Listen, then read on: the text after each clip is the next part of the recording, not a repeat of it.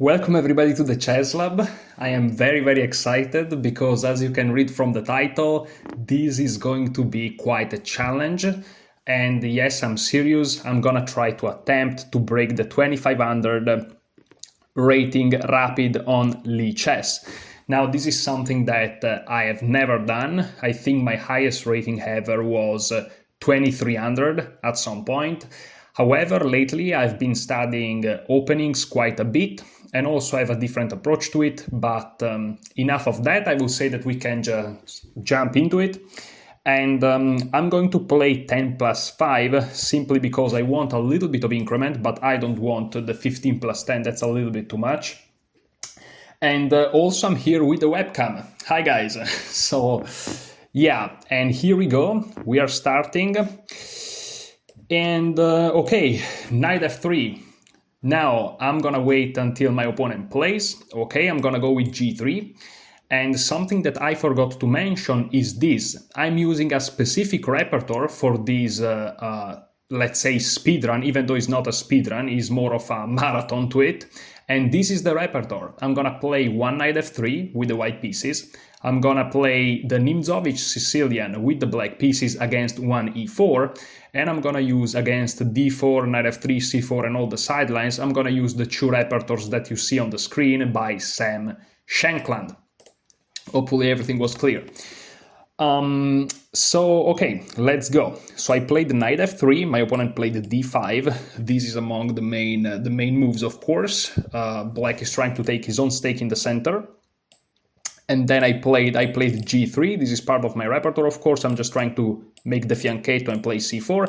My opponent went knight to f6. Let me play bishop to g2. And let's see how my opponent decides to develop here. I'm playing against 1554. I'm rated 1500. The fact that my goal is to reach a rating which is 1000 rating points higher is quite scary. And yeah, that's definitely a challenge. So what's the idea of this opening? Well, you want to castle while having your bishop in fianchetto, and you basically want to play on this queen side. Now, every time that I'm gonna play a game, afterwards, which is something that I'm not gonna put in the video, I'm going to study, to refresh my memory, the lines, the line that I faced in the game. So here, for example, my opponent is going for a Grunfeld setup, and I don't remember what to do against it. So after the game, I'm gonna review the lines. I really don't remember, so I'm just gonna castle. I'm gonna keep myself flexible. And, you know, if you don't remember what to do, depending on the position, simple developing moves can't really hurt you too much. So that's just as a rule of thumb. Sometimes you're gonna see myself looking up because I have the second monitor here to make sure that the recording is going all right and to make sure that you can see the screen, you can see the webcam, you can see the game, you can see the name of the players, the time, and just to make sure that you guys are having a good time. Okay, so my opponent is playing the normal moves of the Grunfeld. Now here, again, not quite sure what to do. I think I'm just gonna follow my knowledge and go for c4. You shouldn't be too afraid of black capturing this pawn in this specific type of positions, simply because this will help your light square bishop as a much higher scope. And okay, here my opponent is just castling, but is definitely a good move. Now, of course, the first option is to consider whether or not to take this pawn, right? If they take back with the queen, obviously that will be awesome, because we win a tempo with the knight. However, after we take here, they're gonna take with the knight. And I'm not super sure that that is good for me. And then I may play knight c3, and perhaps if they take, I can try to trade queens, and I have my bishop ready to be developed, perhaps targeting this weak pawn, but then they play c6, and they're very solid. So I'm not super sure about it. I may want to play d3, but then again, they just traded the queens. But at least their knight doesn't get in the center. You know, if I play d3, then of course this knight can't jump here or here. However, I can also try to take the center with d4, right? So that's also an option. Again, I really don't remember what to do, but this is the point of this journey. Hopefully, you can get to see me trying to reach a very, very high rating. It's extremely ambitious. I'm not even sure if I can do it, but I'm gonna try my best. And you'll see the struggles along the way. And already on game one, I'm just left not without words, but without moves, which is worst in chess. So yeah, let's try. I'm just gonna take it. I'm just gonna take it. I have 2 pawns against 1 in the center, and that's just it. Okay, so this opens up his dark square bishop. This also activates his knight, and if I confront these 2 knights, I would say that mine, let's do it in red, is definitely worst.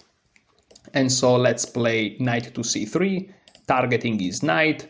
Perhaps he has to start worrying about some alignments on the diagonal too, right? I don't think it's the case for now, but you never know. And from here, let's see what he decides to do. He has the choice, of course, to take my knight if he wants, but he can also leave it there. He can just focus on development. He can focus on perhaps consolidating his position with c6, which will also work against my bishop. Perhaps he wants to develop, just don't play knight to d7. Okay, so this move releases the tension. Now I'm gonna speed up a little bit.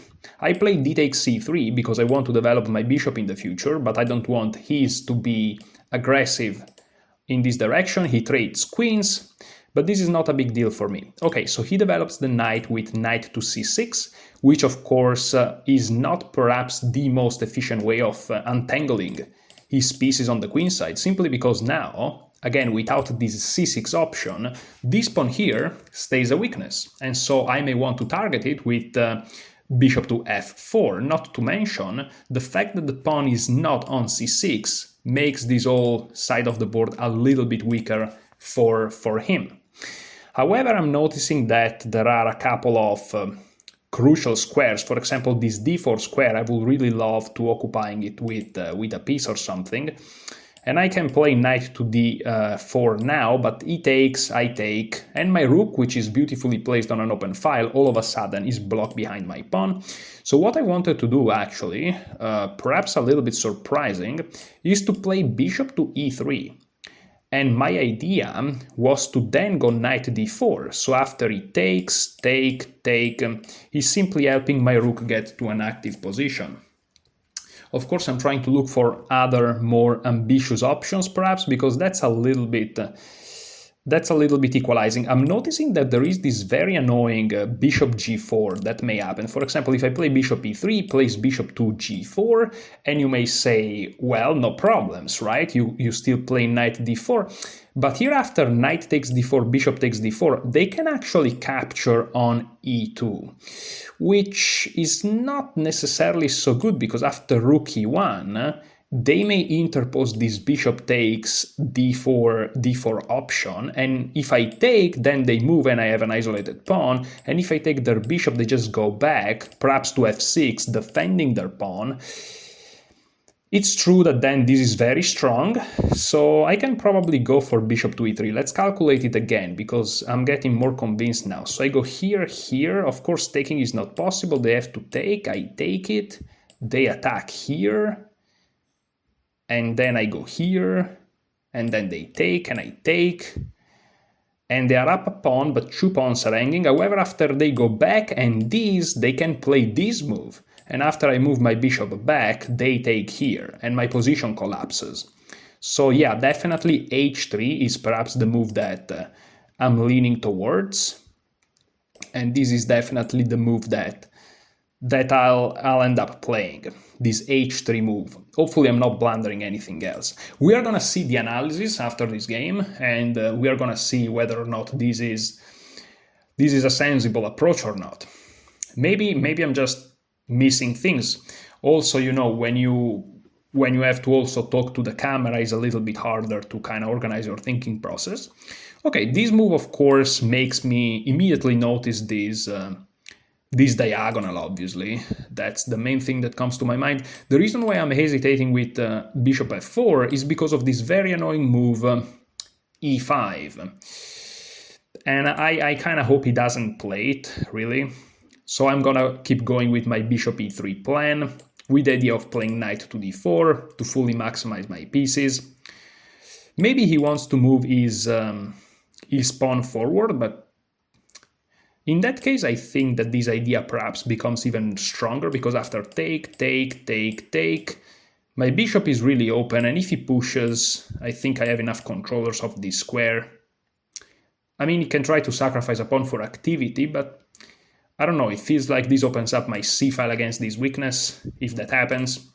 Maybe I'm calculating too much, maybe I'm getting ahead of myself, but it's always nice to kind of try to figure out what to do.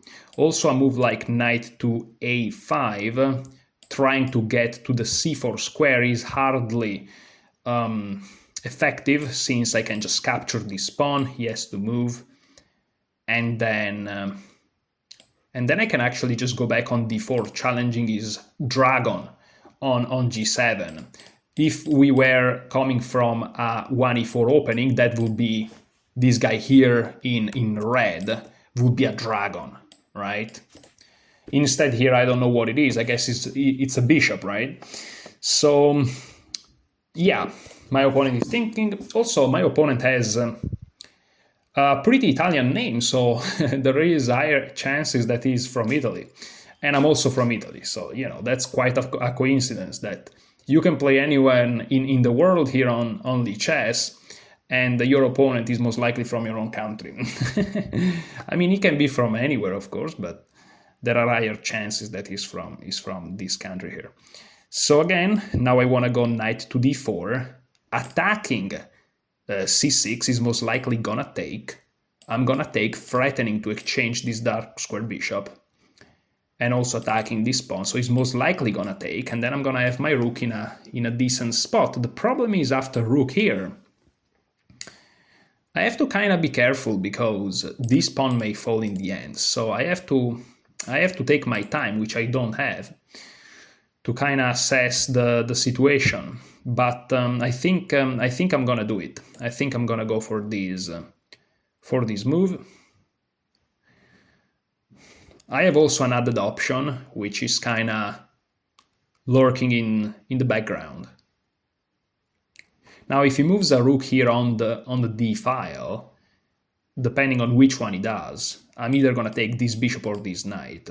Because of course, if I take this knight here, oh, actually no, if he moves the rook here, I'm just gonna take with the bishop, and then there is a fork. So don't mind what I just said. Don't mind me, guys. Taking with the bishop. If he takes with the bishop, I'm actually considering taking with the pawn, because then I have all my pawns on dark squares. Again, if I take with this guy, and if he moves the rook here, sure, I can take it perhaps, and then maybe I can take here. But first of all, yes, counterplay here, yes, counterplay here. I don't really like it. Whereas I think that taking with this pawn, surprisingly perhaps, I think is the best shot, because now again I'm identifying this weakness, which he actually doesn't address. If anything, he emphasizes it. So that's something that I'm happy to see. But now it's not so easy.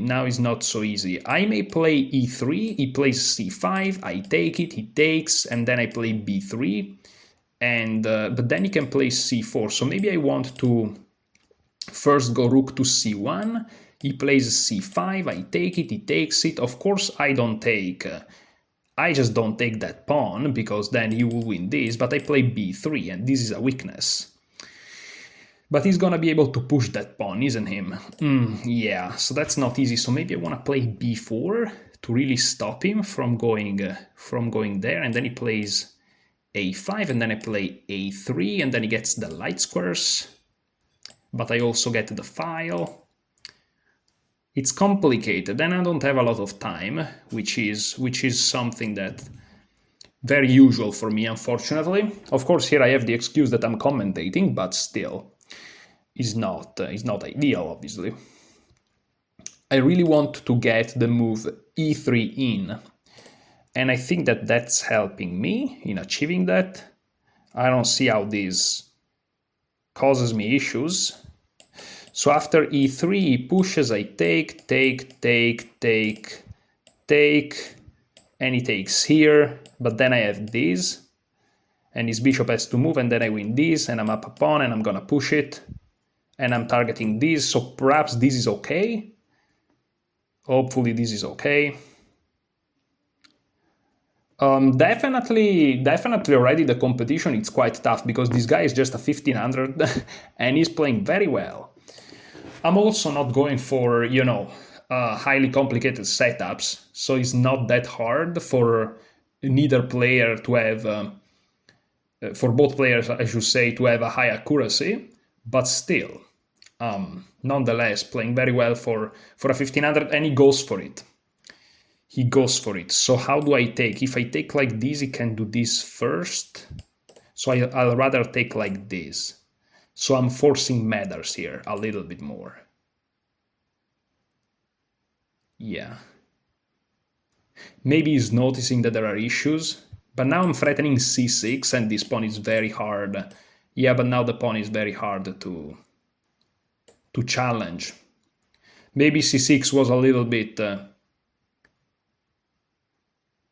a move played a little bit in a hurry. At the same time, though, I don't have that much time, so I can't really be too... I don't know how to say it in English, but when you're not somebody that eats all the foods. Too picky, here it is. I can't be too picky. And now he's creating a blockade on the dark squares. This is going to be extremely difficult to win, but I'm going to try it. So first of all, let me play a3. The reason why I play a3 is because I want this bishop to be away from my pawn, and I want to play a rook to b1. That's what I want to do, and hopefully I want to infiltrate on b7, and if he takes, I take, and this guy is still guarding this pawn, which of course will be awesome, but it's not easy.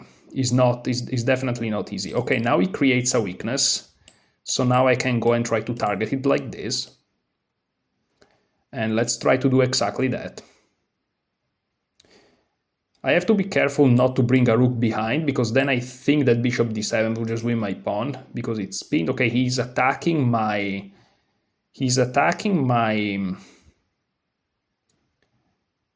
rook. Where do I move it? I can move it here, which attacks the pawn, which looks great. I think this is great. I'm not getting mated. I have always king h2.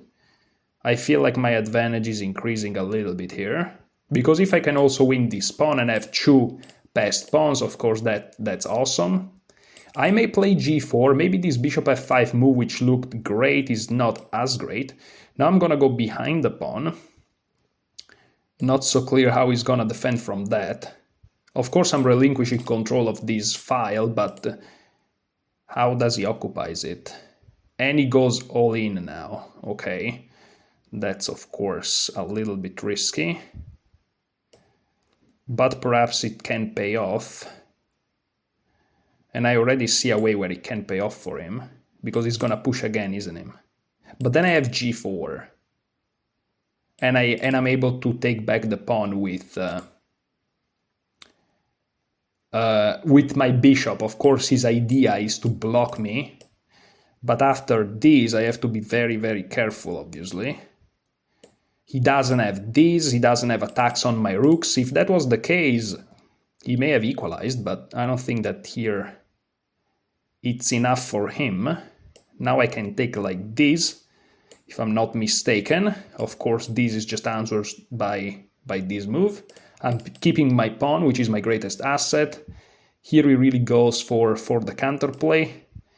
I think I can just go back like this. Hopefully I'm not blundering anything. I shouldn't be. I know that I could have gone to g2 because the rook is also guarding this pawn, but I want my king to be able to go to g2. It feels like it's the most ambitious. Very tough, of course low on time, but my opponent played very, very well, for his rating especially. I mean, if he was a grandmaster, he would have played like absolute terribly, right? But since he's a 1500, that's very good. He had played very, very good chess so far. Now I have to figure out how I take. Not so obvious. Perhaps I want to take, perhaps with these. Well, that's definitely crazy. That's I definitely want to take. And I want to play something like this. He's gonna check me, I think. But I just move, perhaps even here. I don't know. I'm not liking this. Of course, I'm allowing counterplay. On the other hand, I'm gonna take this pawn, so should be fine. Should be fine. We'll see. Also, every time he plays this, I have check. Well, now I take it, unless I'm missing something. Actually, let me first check the guy. Let me check the guy first to have control of my position. That just feels so much healthier. That just feels so much healthier. I'm already feeling much better about my situation here. If he moves here, that's pretty bad. He can still save himself, but it's tough. He moves there. Now I think, first of all, let's check him again to force him to find some annoying defenses. Now let's take. I'm ready to trade the rooks, obviously. If he goes here, I check him and he has to go back. Yep, here we go. No moving forward for you, sir. Now I want to be tricky because sometimes you have to be. I want to go here, threatening to take and going here, but I don't know. Well, that's for sure winning, yeah, because I'm left with 50 pawns more, and I'm getting rid of his bishop, which is perhaps the most annoying piece. I'm trying to figure out whether or not I have better. He's gonna check me, though. But I have a trick there. If he checks me, I have a trick. And that's the trick. It's a risky trick, but it's a trick. Can't take because it's pinned, threatening to win the rook, and if he takes, I'm attacking the pinned piece. So that was, yep, here we go, he falls for it, and that's just it. And of course he can do that, but now I have 3 pawns against 0, and that's a completely winning endgame. That was my idea. You shouldn't be afraid to simplify if that means, and of course he stops these 2 pawns, but now I push this and this is just a win. You shouldn't be afraid to simplify, and he resigns, rightfully, if you realize that the endgame is winning. So now let's do a quick analysis. That was a great game.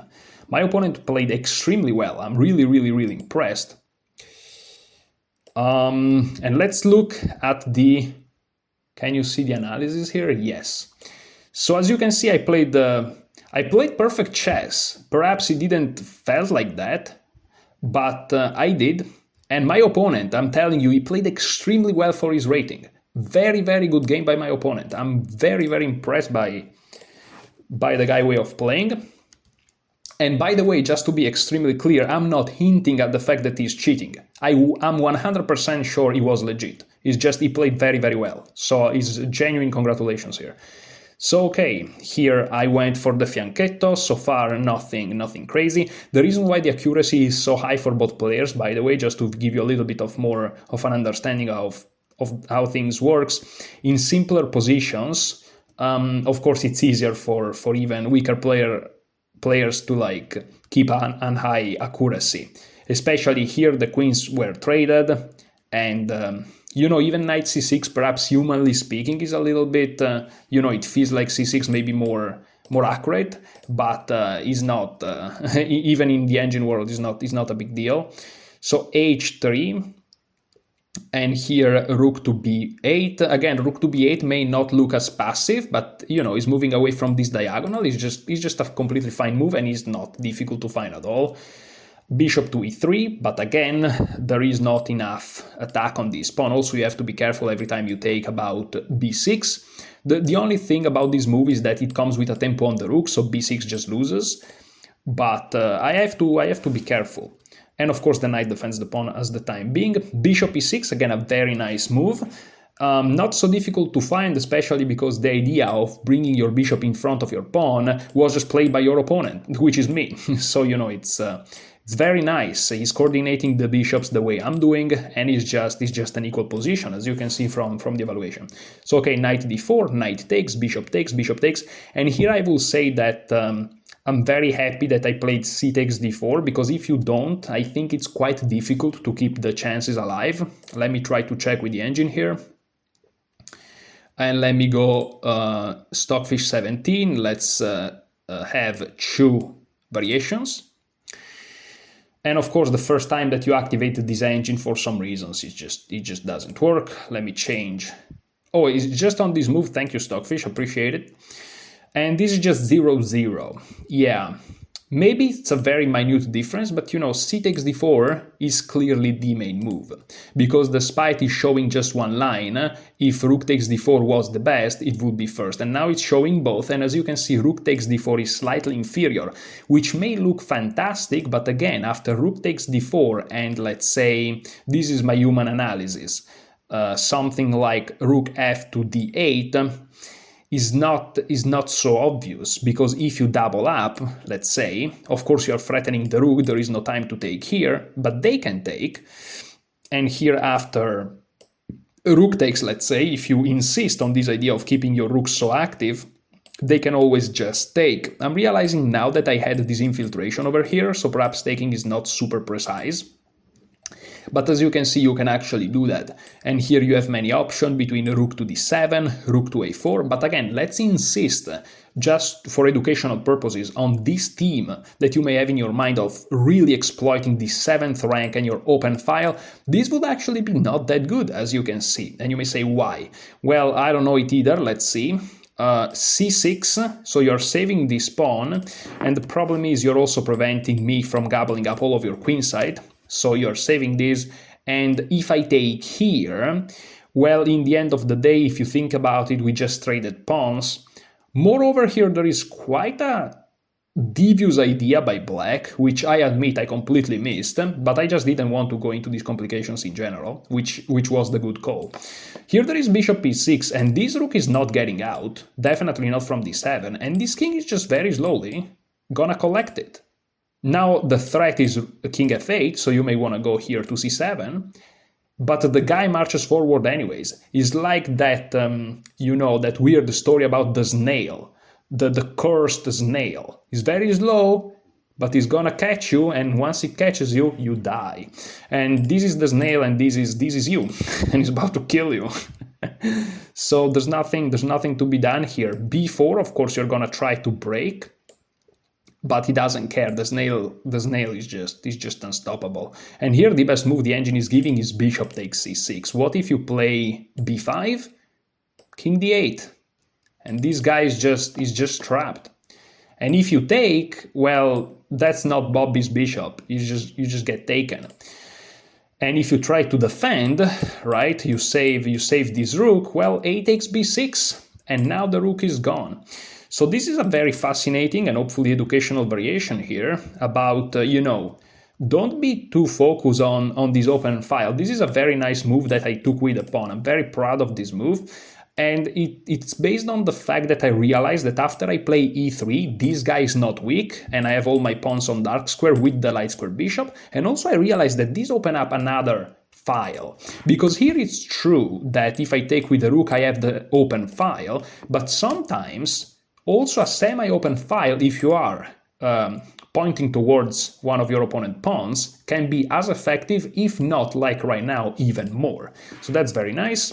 My opponent played b6, which, Okay, the engine doesn't like this move, and let's be real, it creates some problems here on the light squares. And here I spend a lot of time calculating, and I'm happy if you notice here in the evaluation b4 is the best move. Again, hopefully from my thinking out loud, you managed to realize why other moves were inferior, and it seems like I'm correct, so I'm not gonna check it. And here rook d to b8 was played, again finding the best move with e3. I'm very happy that I found all those precise moves. And just to make you realize, again, I have to find very precise moves against a 1500. And I'm trying to reach 2500. It's gonna be difficult. So okay, c5. Here it's probably relevant, but I thought this is more forcing, so okay, I went with this. B takes, d takes. And here rook c8 was played. This, of course, allows me to have a monster of a passed pawn. And the problem is he can never attack it with the light square bishop. This is something that I didn't mention while playing because I couldn't just mention everything, but is important. He can never go here because I just win it, even if the rook moves. And he can never go here because I just win it. So the only other option would be from here, or like here or here or here. But how do you get this bishop in those squares? And you may say, well, you're just gonna do it. But it's actually harder than it looks. And it actually looks hard, so it's just hard. Okay, so here, instead of rook c8, he should have tried to go for this simplified endgame here. Taking here is not good. Let's try to understand why. So bishop takes a2, there is rook a1, this was my calculation indeed, and after bishop e6, perhaps bishop c4 is more accurate, this is what I saw. Yeah, I just take it and I realized that this was hanging and c6 was very strong, so I'm happy to see that my calculation was indeed accurate, which is, not given.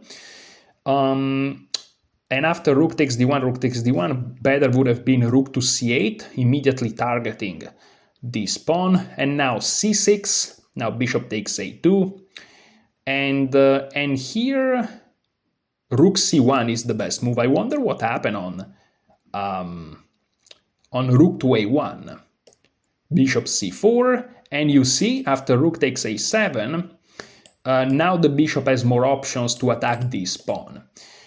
First of all, this is hanging, so he has to defend.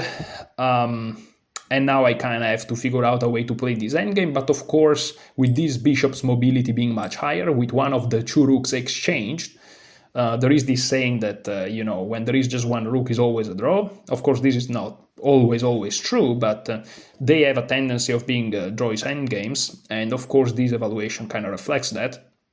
And so let's say that I find this weird g4 best move, not sure I would have found it. But I mean, on the other hand, you can't really improve your king because of the bishop, so maybe you figure out that the path on the dark square is best. So maybe you play g4, okay, maybe it's not that crazy. And here, as you can see, there is e6, but there is also bishop to b5 to kind of force this pawn to hurry to c7, but this makes it weaker, believe it or not. I know it looks scarier, but this is just an illusion. In reality, this pawn here is now on a dark square, meaning this bishop can do nothing about it, and it's just gonna be captured. So there is that. And if I try to play some fancy moves, well, first of all, it's my opponent's turn, which I guess is very important. And okay, here is not easy to find the best move. Here it turns out that the only move is e6, so it's still very difficult. If you play, for example, the natural king to e8, you lose on the spot. I wonder why, though. It's not super obvious to me. And it turns out rook b7 is a great move, attacking the bishop and also threatening rook b8. However, I wonder what happened if I just play bishop to b7, which seems like it keeps things together.